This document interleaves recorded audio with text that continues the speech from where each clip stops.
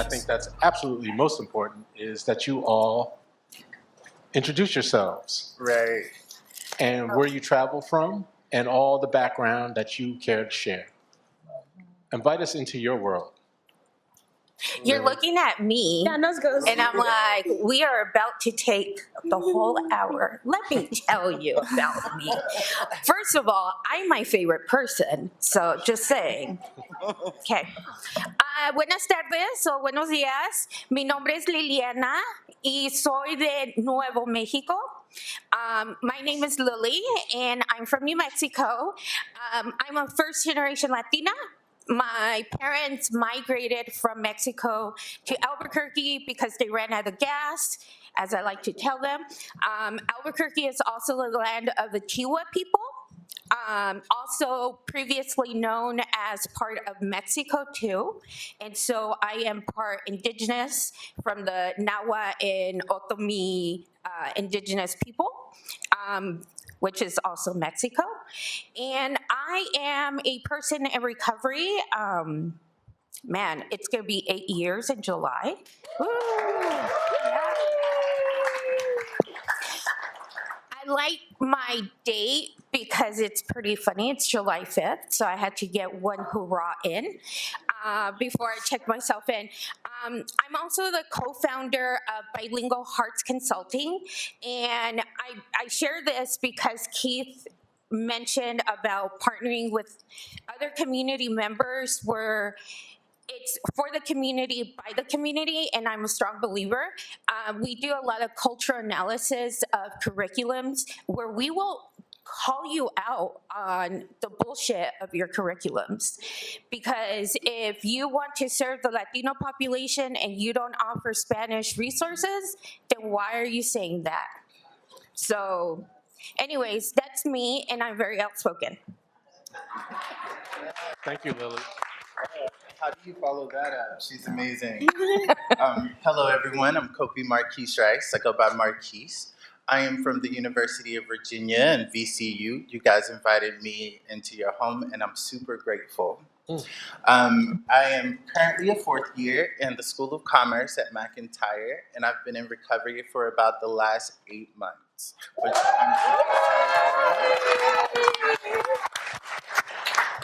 I was a veteran in the military, serving for 8 years, which I truly enjoyed, and I respect the process and all of the things that it has taught me, and I'm super grateful to be here today with you all. Thanks, Marquis. Oh my gosh, it's my turn. Hi. Okay, can y'all hear me? This is so fancy. Hi, I'm Hilda. I use she, her pronouns, and I'm a grateful person in recovery. On the 24th, it will be 8 months since I've been in recovery. Yay! I'm a VCU student here. I'm a junior, and I'm studying social work. I'm a first-generation Ghanaian American, so I'm also a first-generation student. Yay! Yes! And yeah, I'm just grateful to be here, and I appreciate Rams, and I appreciate everybody here, and I appreciate this conference. Thank you for having me, and I'll pass. I don't know how I come behind that. My name is Zico Singleton. Black woman in recovery. It's important that I say that I'm a Black woman in recovery, long-term recovery. What was the question? Where am I from? I'm from around the way. Yes. And I traveled here from Highland Park. I'm from Richmond. Yeah, I'm a student at J. Sarge. I'll graduate next month. And I just got accepted into grad school. Super.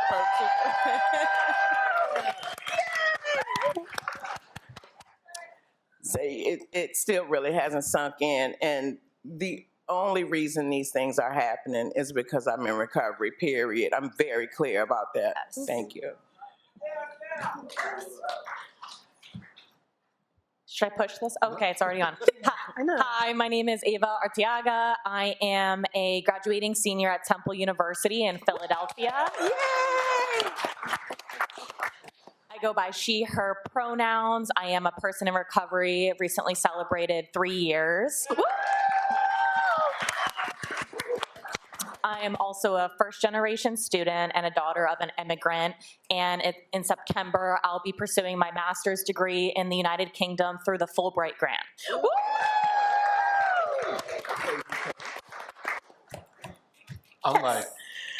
I'm just waiting for you all just to go. I'm like, I'm here listening. I forgot that I'm moderating.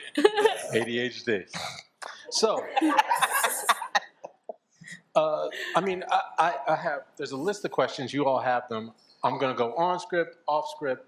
And it's hard for people, I think, to capture or understand the intimacy that we shared, even though it was remote. We were all on, screens.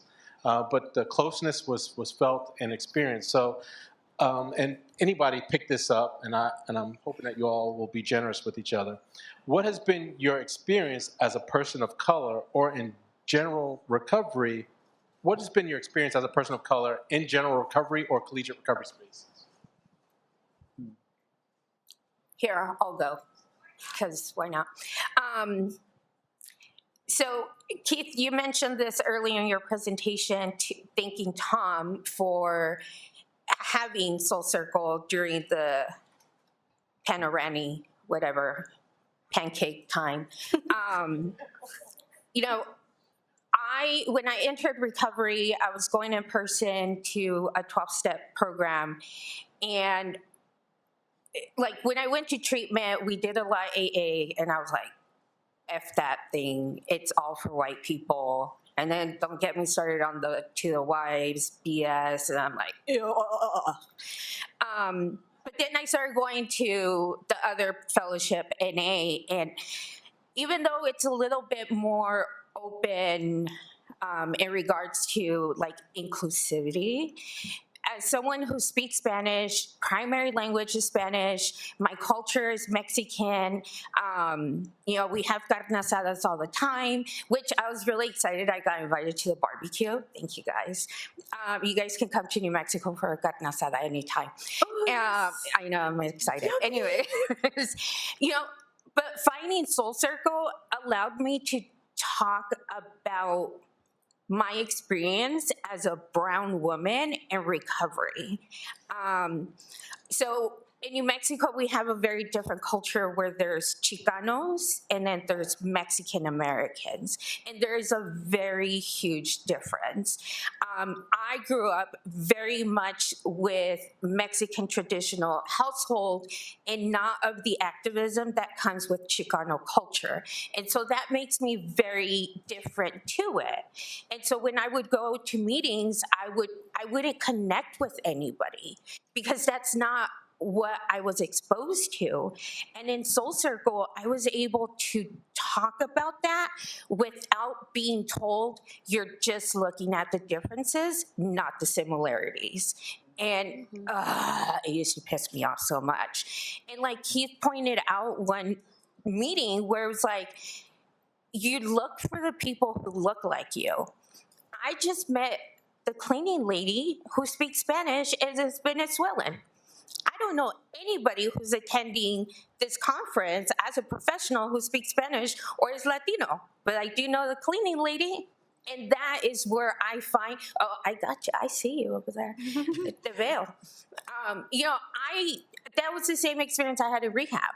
And so it's the same experience I have in recovery spaces. I don't see my people. Yo no veo mi gente. And it's hard. Soul Circle gave me that space where I can say that out loud and not be told I'm wrong. I feel that. I completely understand where you're coming from with that. At the University of Virginia, the recovery program is very fresh, it's very new, and it's a PWI, and so therefore there's not many people of color in recovery. And whenever I went there, it just felt as if I was being studied and prodded, and my words were I'm not saying not being valued, but it was just like as if it was going over like a wall or just being washed out whenever I was trying to advocate for myself. Because again, I'm in places that are fresh. They want to see if they're their tactics and their drills or whatever the things they use work best.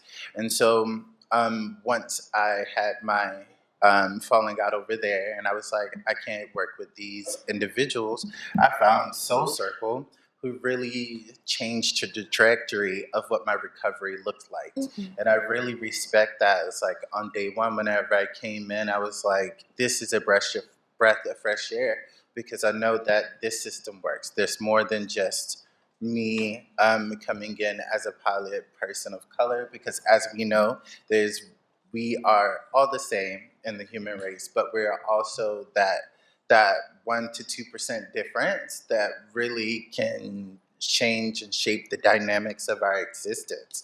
And so what I really appreciate about Soul Circle is that it really allowed for me to not just build community, but make me feel like, hey, even in a home where we don't talk about our shortcomings, here's a place where I can build a family, an extended family that can really connect with me on a spiritual level. And I really do appreciate you guys for opening your arms up to me and to the other people of UVA and bringing us into your community. Thank you. Thanks, Marquis. But that's all. Anything else? Anybody want to know something else? Okay, I'll say something real quick. So my experience as a person of color in general and in collegiate recovery, so in general, it's actually been super welcoming. Like, for example, today, y'all, like, I locked my key in my trunk. And I was boohoo crying, and I called my mom, and she was like, "Why are you crying?" But like the love, like, thank you, Miss Jayna, thank you. She like talked to me, and she was like, "It's okay to cry," and that's what collegiate recovery has given me. It's given me the space to just be, like, to feel how I'm feeling, and then that extra layer, like Soul Circle gives me the space where I don't like have to code switch. I don't have to conform. I just can be. I can like talk about a microaggression and talk about something and not have to explain it. Like, people just understand, and that is so huge, because sometimes it's like exhausting always being the one that has to like explain something to someone or teach something to someone. And when you're in a space where they understand, like just really understand because of lived experience, it's so helpful. So overall, I've been I thank my higher power. They've been so kind to me and giving me spaces where people hear me, they see me, and it's like allowing me to love myself because of the love that gets poured to me, and it's allowing me to just be okay. And I'm just so forever grateful that I got in recovery and I found my people. So yeah. Okay. It's a safe space, right? Mm-hmm. No. Hey. It's a safer space, Okay. and this is my narrative. I get to say what I want, Keith. I'm with you. I'm on the Zico train. No, but it is a safer space. Mm-hmm. So after being at work all day and having to interact with school all day and a bunch of different races and sexes, infrastructures and the misogynoir that I encounter all day long. Shout out to Moya Bailey. Google her too. It is a safer space for me. And I know how we feel about buzzwords, but after I've had to correct the 15th non-Black person on how to pronounce my name correctly for that day, after I've had to assert myself as a Black woman supervisor within my program for the 15th time that day because I said what I said, and why do I have to keep saying it? Yeah. So on Tuesday nights when we meet for Soul Circle, and I can talk about that, when you say, how was everyone's day? How y'all doing? And I get to say, it was effed up because I had to get this dude straight again because my name is not Zico, it's Zico. And I've told you that, these are the safer spaces, and I know that term is cliche. These are safer spaces for us. This is where we talk about the micro and the macro stuff that we encounter. This is when we talk about online recovery meetings for people of color. These spaces are important. Some of the 12 steps aren't so safe for us. So this is, so when you have these really unique intersections of academia, recovery, Blackness, womanness, queerness, this is where we talk it all out and we sort it out. And this is why this is important. And this is why BIPOC collegiate recovery spaces are important, and they deserve the funding that these other major schools get for regular CRPs.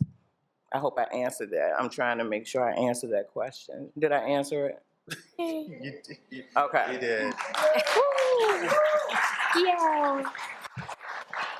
I will quickly address this question for my personal experience. I recognize that I do not have the lived experience as a person of color because I'm not outwardly presenting as a person of color.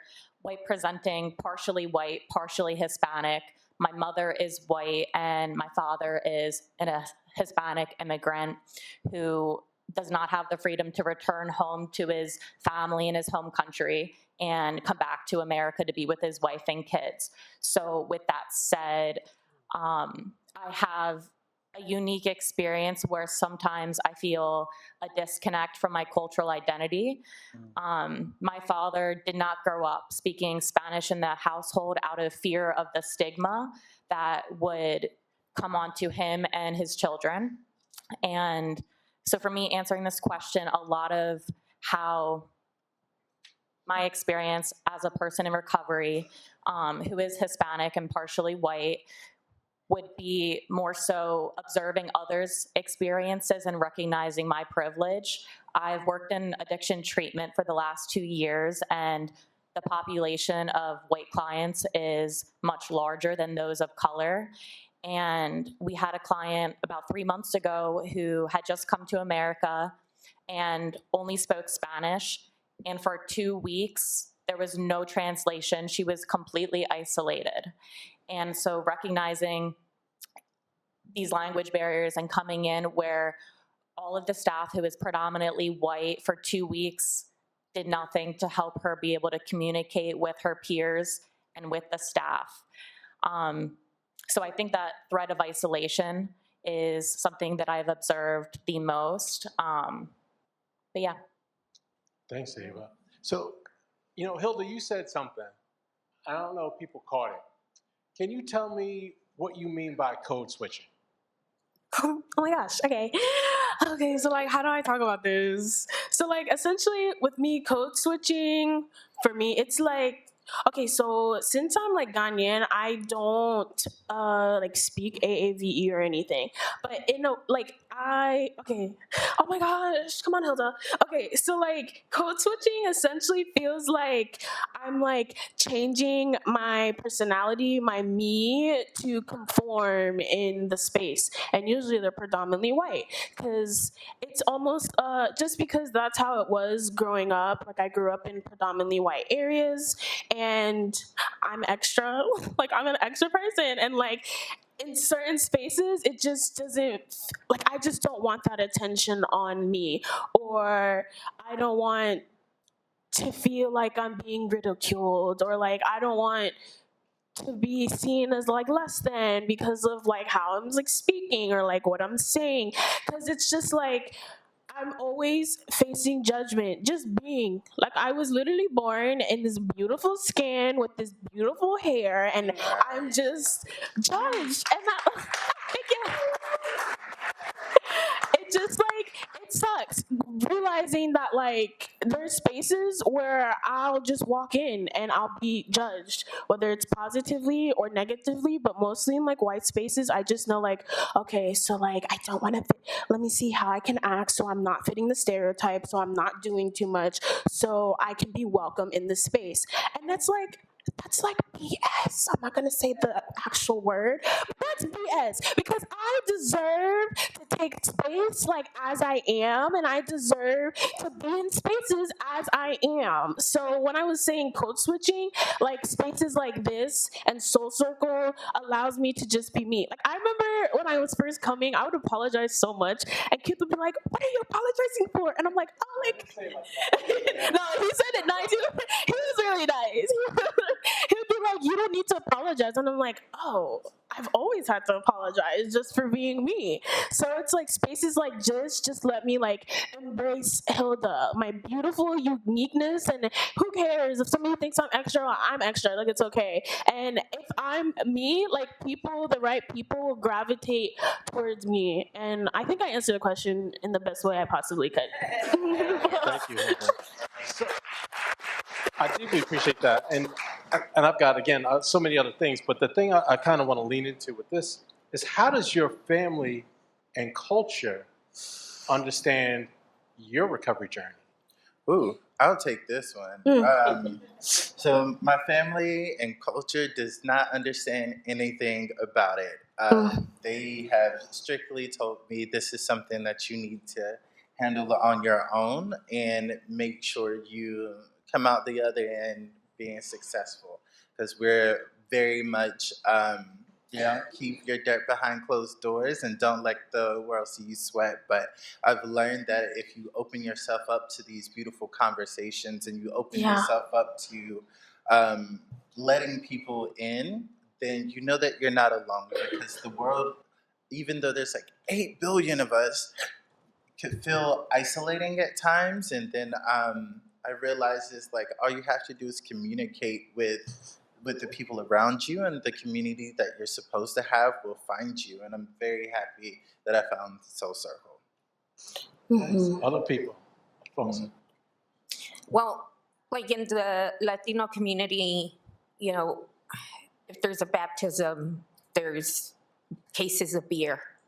You know, it's part of what we do. Like we're gonna party until like 4 a.m. just because the kid got baptized or it's a kid's birthday party, right? It's so I have really strong boundaries where it comes to like family events like that. I am that person that will go to new places, kind of like Stassi and I were walking around and we're like, well, this was colonized. Oh, well, this happened when the Spaniards got here, and I'm that annoying person. So I've chosen my family, right? Like community is so important to me because it's who I am. My partner, he is very much into like decolonization, which I will say that Soul Circle started me on this journey of decolonizing the way I think, decolonizing how I see mental health and addiction, and how like I'm a product of colonization and capitalism and all these isms that have made me try, because sometimes I forget to code switch. Oops. Yeah, I burned a lot of bridges because I like fire. I'm a Sagittarius. I will burn anything down. Thing. But you know, I'm like my family, even my kids will say like, well, that was some white people stuff, right? And I'm like, yes, recognize it.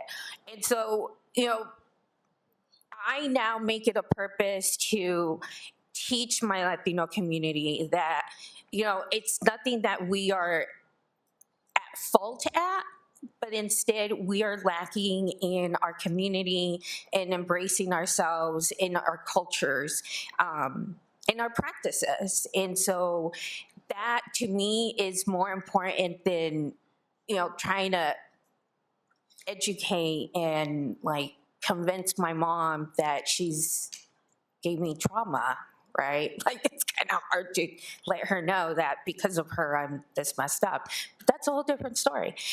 But you know, I make it the point that like I lead by example. I really point out where sometimes it's not our fault that we have to behave this way. We have to survive. And that is like, it's heavy for people to understand that. Thanks, Lily. Other folks? I'll say something real quick. So like I said, I'm a first generation Ghanaian American. So my parents immigrated here from Ghana in the, so my dad came here in 98, and my mom came in 99, and they met in 2000 and had me in 2001. Like, is that how love used to work back then? Anyway, in Ghanaian culture, and also, I just want to like preface, like, no shade or hate to my parents at all. Like, it took getting in recovery for me to let the resentments I had for them go and understand just the intersectional layer of what they had to do to come here and establish themselves and build something like for me and my siblings. But yeah, in Ghanaian culture, like my dad still doesn't know that I'm in recovery, but my mom does, so that's cool. Anyway, in Ghanaian culture, the like alcohol is fine. Like alcohol, like they be drinking, but other drugs, like like marijuana, because that was my substance of choice. Marijuana, oh my god, like what is it? Today's like Come 7. back, Hilda. Oh, coming back. I know, I'm like rambling. Like when my mom is actually the one that caught me and is the reason why I'm sober today. When she caught me, I mean, the world was over. Like they view it as, she called me like a bad girl. It's very shunned upon. It's not something that you should be doing, and it's other influences. But it's not good. And then when you are in recovery, just like what you were saying, you have to go through it like behind closed doors. Like you have to work through it with your family or like by yourself. You're not supposed to talk about it. You're not supposed to embrace it. And yeah, so it took me a while to be able to be like, yeah, I'm Hilda and I'm a recovering person in recovery, because that's not how it is in my culture. I completely understand where you're coming from, because like once I started living in recovery out loud, a lot of my family members saw how my life improved and they wanted to see if their lives could improve, but they weren't willing to take that next step, so they wouldn't allow themselves to be seen in that light. But again, we're all human and things happen. And as long as you take responsibility for your actions, then this shouldn't be an issue. But again, we do have the intersectionality of family, culture, and what's expected versus what isn't. Yeah. So I get you. Again, so many more. And I'm also going to leave space for folks in the group in the audience to ask questions too. So the thing that comes up for me is, this is a totally off, so it's not on there, this question is thought. And Zico, we kind of did this in some parts of Soul Circle. Can you talk about the importance of music in your recovery? Okay, Keith, first I need to say this. I have two things to say. Sugar does not go on grits. Let's just go ahead and get that clear.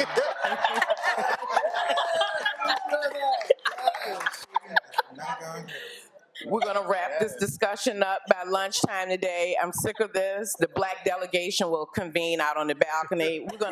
We're just tired of this conversation, Keith. It's problematic. I love you, Keith. I had to say that publicly to him. Music. I think my first semester of Soul Circle, that, music is like the universal language, I have songs that totally resonate with me through really dark periods of my life. 444 by Jay-Z does something to me. It got me through St. John Street. If you're from Richmond, you understand the neighborhood that St. John Street represents and some of the other things. And so our playlist, as you and I are Stevie Wonder enthusiasts, Earth, Wind, and Fire. And, we've just had these conversations about the musicians and the singers and the compositions that, you know, we could relate to, and some that we weren't sure of. Oh, I've never heard that artist. And it just created this, I'm gonna use a word that's starting to pluck my nerves lately, but it's because it's so buzzword. It created this community with us, right? And the music has been such a integral thread throughout Soul Circle. So I get it. I know why you picked on me about that, because we talk about this and I appreciate it. So sugar does not go on grits. I'm so serious. It just doesn't. Music. Because Soul Circle is about, for me, it's about the soul. That's one of the things that, you know, music. I could jump in, food. Yeah. Why is that important? Cultural. Those are things that make us who we are. So, Ava, I want to go back to you, because the way you talked about your journey, how has your recovery allowed you to organize and put together your narrative about who you are today? That's a good question. Being a person in recovery is a big part of my identity. I am loud in my recovery, within my family, with my friends, online, in my community, with students. I didn't mention it, but when I moved to the UK, what my proposal is about how the digital news media in the UK depicts drug use and users. And I chose, originally, the degree that I had chosen didn't sync up with that proposal. And I knocked out the entire degree because I felt so strongly about that research that I decided to choose a new degree that was more in sync with that proposal. So it really is, and I say that because it's in every facet of my life, academically, in collegiate recovery, I live in Levittown, PA, and it's a very large recovery scene. We have a lot of recovery houses where I worked in addiction treatment. My identity before I was in recovery, I was very lonely, sad, lost in the world, and my journey and narrative, becoming a person where recovery was like the center of my life, has formed my identity and strengthened my confidence as a person and how I move in this earth. Yeah. Facts. Yeah. It's easy to, I joke, I'll make it a little personal because I'm a narcissist. Oh my God. Okay. Am I? Are you? Sagittarius. I'm a Sagittarius too. So part of it is, okay. and Ava, thank you for sharing that, being out, because two things. For me, one, I'm Black. I'll always be Black. So for me to say that I'm out about my recovery, what is that to me? I will always be Black. And I'm very happy to be Black. I don't want to change being Black. That took a long time coming. The other piece is just like, why would I be afraid to say something? I've had guns in my face. Why am I afraid to raise my hand in a staff meeting and let somebody know how I feel? If I'm really about it, that person is in my back pocket. Yeah. They don't know it, but I frame it in such a way. So the gift of recovery is being able to be out loud, and just do all the things. So I appreciate you bringing that up. The thing I want to come back to with you, Marquis. Now, Marquis, you're a veteran, Black man, UVA. Yeah. And you've come to Soul Circle faithful. Yes. What have you noticed about you and Soul Circle from your first meeting to your last? I think this culminates in with the answer you just had. My confidence has exponentially grown from when I first started versus now.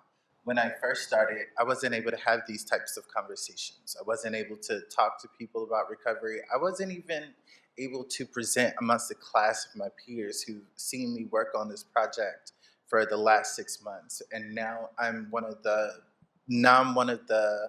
best presenters in my college. And I'm one of the best people to speak in front of, because they say, "You're so eloquently spoken. Where was this?" It was clouded behind substance use and things that did not resonate with the person that I wanted to be. And so I'm super grateful for Soul Circle giving me the opportunity to claim that back.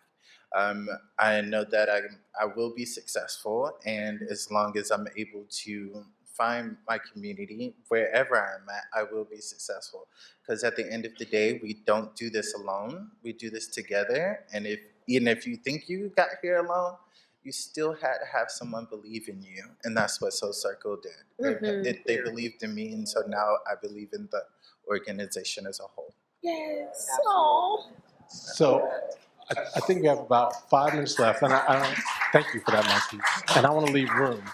I want to leave room for 2 problematic things I'm about to do. I'm going to enjoy them.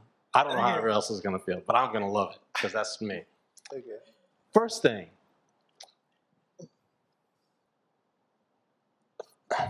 No, am I going to love it? I am going to love it, and I am going to do it. So I have been one of the facilitators of Soul Circle, and I have enjoyed being, I won't say facilitator, participant facilitators, but in it and of it at the same time, and it's been a real joy. It's highlighted my week. I'm going to put Stassi on the spot. Yes. Come on in. Because Stassi's OG. Oh, yeah. OG Soul Circle.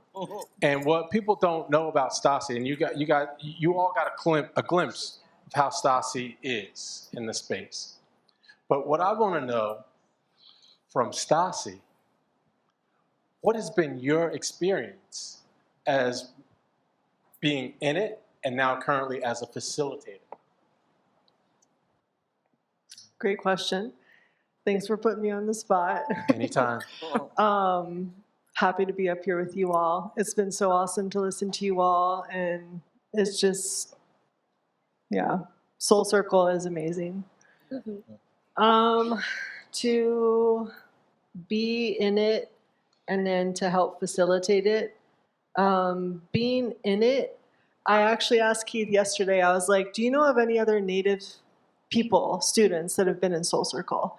And we couldn't think of someone. So even though Soul Circle is a safer space, there's still these layers of like, I don't have an affinity with anyone else in Soul Circle as a Native person. So in that sense, it's lonely. I've tried to get other Native students into Soul Circle, and I haven't been successful in that.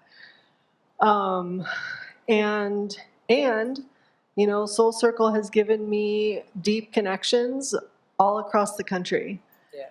And it's been really wonderful to meet people in person.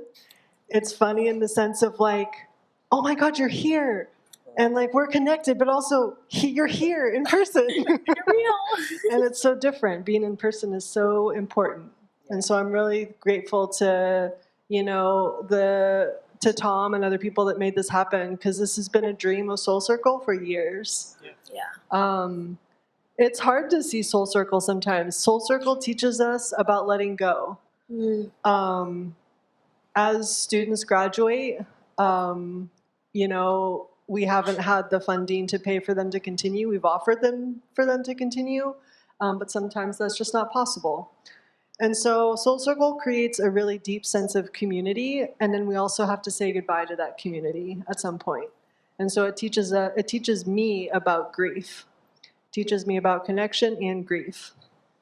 And in terms of facilitating, I think that, and I feel like I need to say it, but I'm also like, it's one of the things we don't really say out loud sometimes in Native communities, like what our gift is. Sometimes it's hard to put words to things because it defines it a little too much. Yeah. Especially for people outside our communities, you just can't know. You can't experience it. You can hear the words, but you can't experience it potentially. What it's like as a facilitator is it's given me an opportunity to engage in my gift. I feel like my gift is very spiritual, it's very energetic. And like I mentioned in my intro, it comes through me, it doesn't come from me. And so when I listen to these amazing people, you know, as we cry together, as we laugh together, as we dance together, as I do that as well, right? like it's not, you know, Keith and I engage in this. It allows me to engage in my gift, and that both takes from me a little bit. It takes something to like be open to spirit moving through me, because I have to get out of the way of that. And at the same time, it is very nourishing to me. Like Keith said, like everyone here has said, like Soul Circle on Tuesdays is a highlight. Mm-hmm. It's such a deep thing for us. So that's what's coming to mind as my answer. Thank you for that. So I don't know how much time we have. Time 2 is minutes. a colonial construct. So 2 questions. Who? Oh, can I say something real quick? One online. Wait. I just wanted to say shout out to Omri, even though she's not here. She's also a facilitator. Yes. We love you, Omri. We love you. Yes. Yes. Okay, what would an affinity group look like in a non-college setting? Well, we first, not affinity group, wouldn't use the name. Yeah. That's first. Second, good question. Everybody else?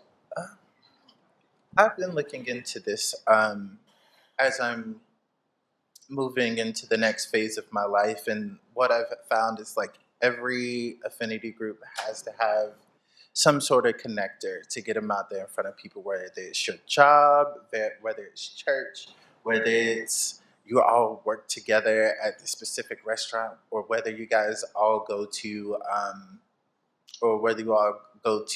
like, I guess trivia, and then grow from there. But it seems to be a disconnect and a difficulty to start an organization without having that common bond and consistency.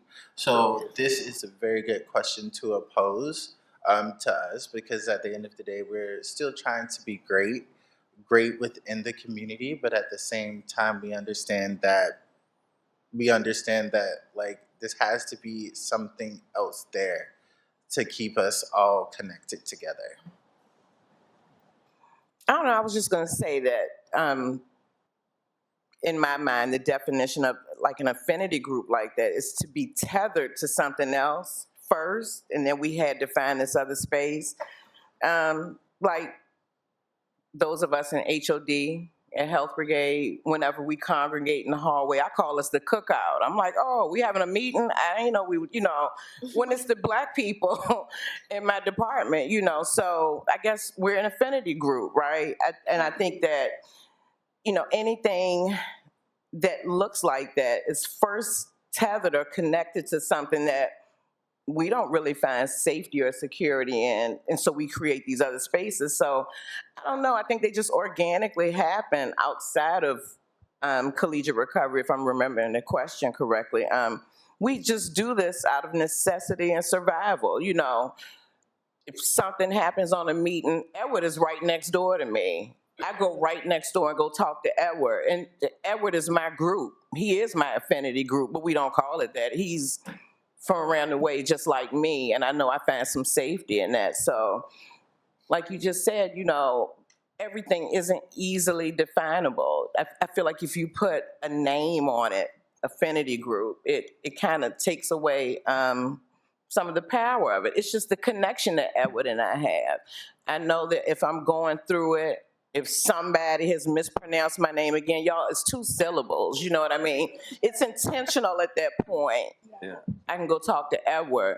Did you just hear what this so-and-so said on that Zoom meeting? You know what I mean? So that's the connection, that's the affinity, and it's just not always as cut and dry or definable as, it's just a cultural connection, I guess. So I also want to highlight the circle. I think something that's very unique is that I kind of forced Keith into this. It was like, when I first joined Soul Circle, it was kind of a hierarchy of like Keith was facilitating and everyone else was uplifted in terms of how are you doing? We're going to talk about this. What do you guys want to talk about? And what I encouraged was removing that hierarchy. And so I would start asking Keith, how are you doing? And at first, if I may share my experience of Keith's transformation, is that he was a little uncomfortable, like engaging in the same way. And I think as that changed, it changed the energy of Soul Circle into more of a community instead of a hierarchy.